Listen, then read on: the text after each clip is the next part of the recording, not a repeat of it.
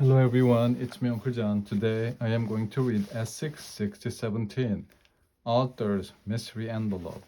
Chapter 6. Dinner was hard to swallow. How could Alter concentrate on eating? Every time he looked up, he saw the envelope picking at him from the waste basket. Even the fact that they were having hamburgers and potato puffs hadn't cheered him up. His partly eaten hamburger sat on the edge of his plate like a crescent moon. Usually, he piled the potato puffs into a castle wall and then lined up the green beans like alligators in the moat. But tonight, he had only stamped the puffs and beans down with his fork. They looked like a little shredded carpet. Are you trying to save wear and tear on your teeth? Are you, Arthur? Asked his mother. Arthur looked confused. She pointed to his plate. All that mashing, you still have to eat them. We don't want to waste food. Arthur took a small bite. His father helped himself to some salad. You're awfully quiet tonight, Arthur, he said. Arthur squirmed in his chair. We worked hard in school today. He looked at his father. When you were in school, were tests important? Oh, yes, we didn't have all the different projects you kids have today. Sometimes a single test could be half a whole grade. That much? His father smiled. Definitely. I wouldn't say you kids have it easy, but you do have more choices. Most important, said Mrs. Reed, we want you to do your best. I always do my best, said D.W., who was swapping potato puffs with Kate. It's all part of my plan. What plan is that, sweetie? Asked her mother. A plan for world domination, said Arthur. Arthur, said his father. Sorry, Arthur changed the subject. Do you think every part of school is important? I mean, don't some parts matter more than others? Mr. Reed shook his head. That's hard to say. At your age, I never planned on having a catering business. And even though my business is food, I still need to know math for planning and how to write for advertising. What about history, said Arthur. That wouldn't matter so much, would it? Uh, History is important too, said his father. I might want to study old recipes or create a meal with some historical theme. I see, said Arthur, wishing he didn't. It makes sense to learn about everything, said his mother. You can't tell when it might come in handy later on. She looked down the table. Arthur, pass me the potato puffs, please. Arthur picked up the bowl. D.W. smiled. Arthur, isn't there anything else you'd like to give Mom while you're at it? Arthur just barely kept himself from kicking D.W. under the table. Just my thanks, he said, for making this great dinner. He forked up some mashed puffs and beans and filled his mouth. His mother looked at him. Thank you, Arthur, I think. She might have said more, but the phone rang. She jumped up to get it. Saved by the bell, thought Arthur, at least for now. Chapter 7. After dinner, Arthur went to his room to do his homework. Think of a word that rhymes with rope and hope. Uh-huh, said Arthur. He switched quickly to math. The first problem involved cutting a rectangle in half. I wish I could cut that envelope in half, said Arthur. Another question was about a mailbag filled with letters. There was no mention of the E word, but that was all Arthur could think about. He began doodling on the edge of his paper. He started with a big rectangle, an enormous rectangle, the largest rectangle in the world. But was it only a rectangle? No, it was a giant envelope, and it was chasing Arthur down a hill. It tumbled end over end. Arthur could barely keep ahead of it. Don't run, the envelope was saying. I know you'll fit nicely inside me, and don't worry, I'll never let you out. No, thank you, said Arthur. I'll get flattened. He ran faster. That's not my fault, said the envelope, huffing and puffing.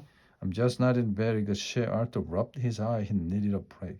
He took a peek in Kate's room. She was already asleep. Babies are lucky, he muttered. They don't have to worry about envelopes or history tests or summer school. They only have to look cute and filled the diapers. Kate turned in her sleep, and her blanket slipped off her.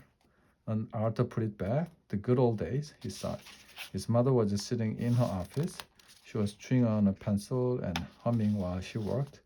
Arthur tiptoed past the door. He found his father and DW watching the karaoke kittens show on TV. The kittens were wearing straw hats and dancing in a line while they sang. Those kittens are crazy, said DW. Watch carefully now.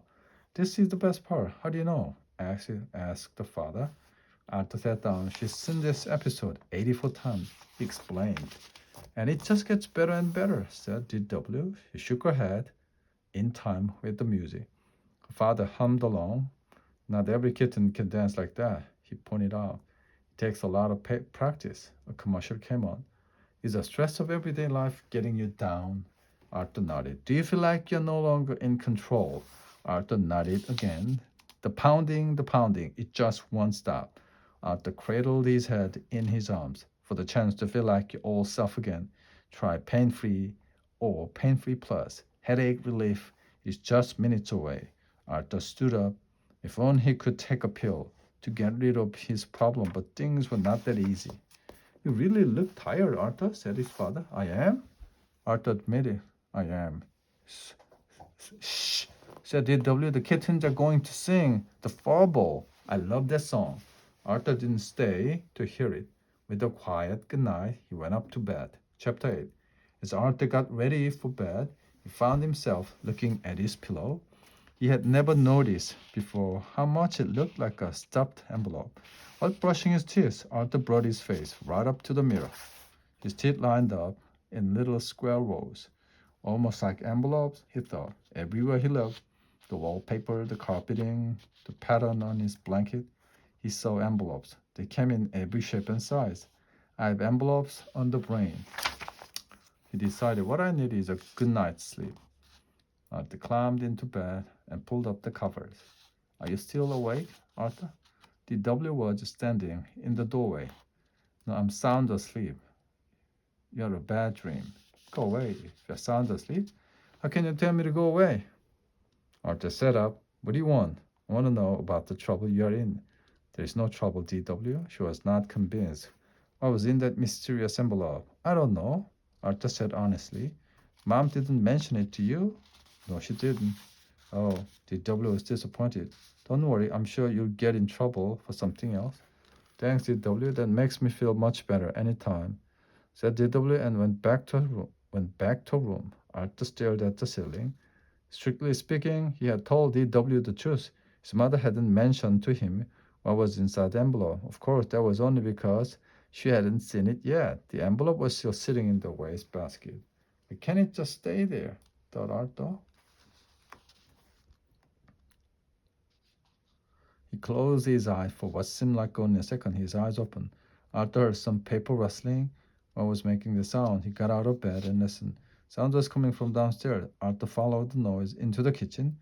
The wastebasket was shaking as if something was bouncing around inside it. Arthur looked down. Behind his envelope was growing bigger right before his eyes. Wastebasket could no longer hold it. Arthur pulled the envelope free and ran upstairs. The envelope was flapping in his arms. It was getting too big to carry. Arthur dragged it along the floor to the bathroom. He hoisted it into the tub and drew the shower curtain.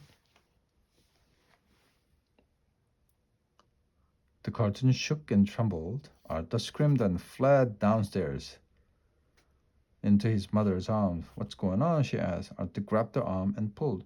We have to get out of the house, Mom. It's getting too big. As they stepped outside, one corner of the envelope wriggled through a window. Another popped out of the chimney. What's going on? It's the envelope. Don't open it. It could be something horrible. At that moment, the roof flew off the house.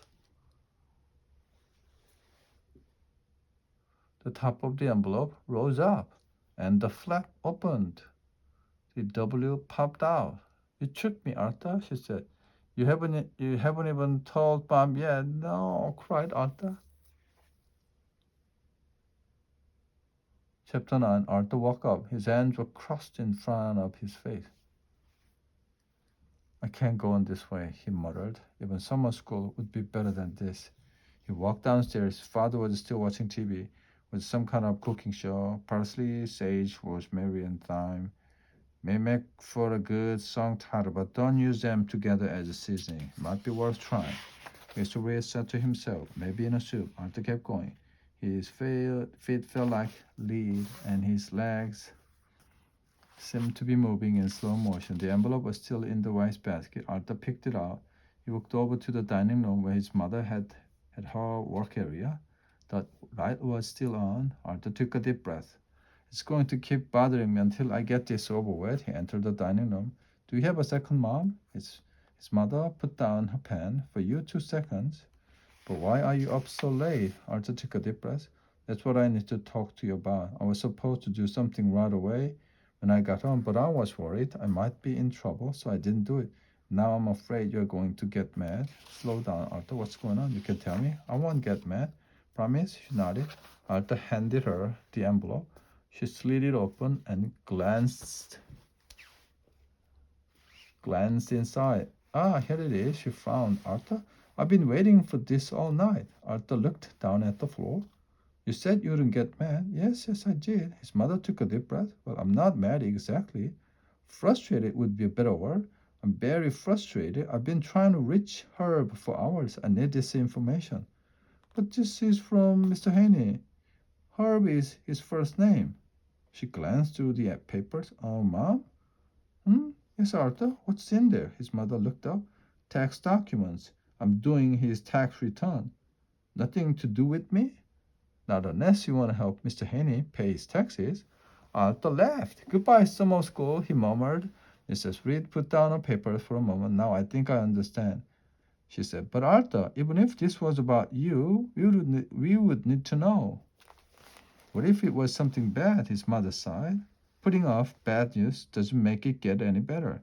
Sometimes it makes it worse. Besides, Dad and I can help you with the problem if we don't know you have one. Arthur nodded. I guess that is true. We can talk more in the morning. Now back to bed, honey. It's late. She gave him a kiss. All that worrying for nothing, thought Arthur. He had to torture himself all afternoon and evening for no good reason. Cheer up, Arthur, said his mother. You're not disappointed, I hope, because if you really want to be in trouble, I'm sure I could arrange. Good night, Mom, Arthur said hurriedly and bolted for the door. It was too late for Arthur, chapter 10, to call his friend, but he could imagine their reaction. You're still alive, Francie would say. Way to go. Buster would be pleased too. Now we'll be all together all summer. If you get in any trouble, then I'll be right there beside you. Rats. Binky would say, you got off the hook again. I can't believe it. As Arthur was about to head up the stairs, he saw D.W. waiting for him. So tell me what happened. Are you grounded for a year? Off to jail? Can I have your room? Back to bed, you two, their mother called out. I'm just getting a drink, said D.W. She stared at Arthur. I'm waiting. Arthur shrugged. Sorry to disappoint you, D.W. But there is nothing to tell. I don't know where you get these crazy ideas. Where do I get them? She stopped to think. Let me see. I wasn't the one frozen in terror, or jumpy as a frog. Frozen jumpy. Arthur's eyes open wide. What an imagination. Come on. Tell me, are you moving into the garage? Is Pal moving there with you? Are we? Enough questions, said. I'm not telling you anything. You're not? Arthur smiled. D.W., this is one mystery you'll have to solve on your own. She made a face at him, but Arthur didn't care. He felt better at last. The end.